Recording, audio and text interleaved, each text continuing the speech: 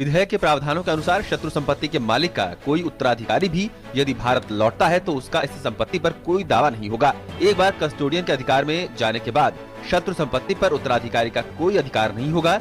ये bill civil अदालतों और दूसरी प्राधिकरणों को शत्रु संपत्ति के विवादों से भी दूर रखता है। तो आपने अभी सुना, यह खबर बिल्कुल सत्य है कि शत्रु संपत्ति पर सिर्फ और सिर्फ सरकार का कब्जा होना चाहिए।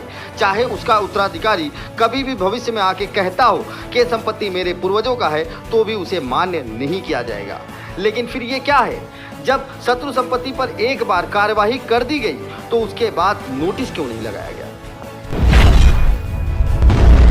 अब इनको तो आप पहचानते ही होंगे। ये हमारे देश के रक्षा मंत्री हैं और जिन्होंने खुलेआम संसद में ऐलान कर दिया कि शत्रु संपत्ति के कानून पर कोई भी कंप्रोमाइज नहीं होना चाहिए और शत्रु संपत्ति सिर्फ और सिर्फ सरकार की संपत्ति है। ऐसे में जब संसद में ये पास हो गया, हर तरफ से ये बिल पास हो गया, तो आखिर शत्रु संपत्ति पर कैसे अवैध कब्जा हो रहा है, इस विषय को गंभीरता से आइए आज समझते हैं।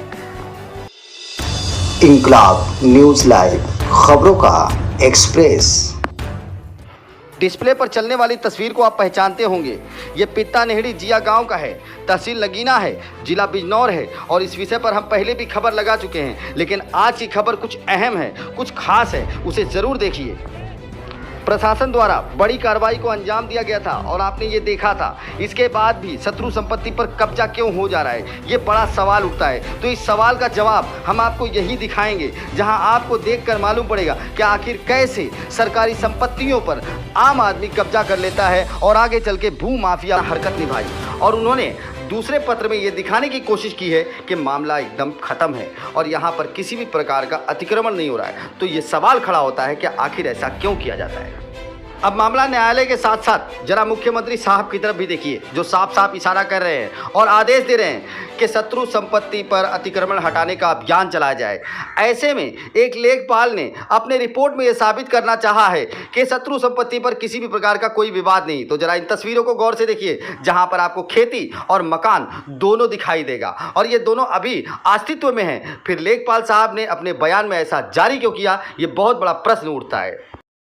अब आपके सामने स्क्रीन पर जो वीडियो चल रहा है, ये एक तोड़क कार्रवाई है जो शत्रु संपत्ति पर की गई थी।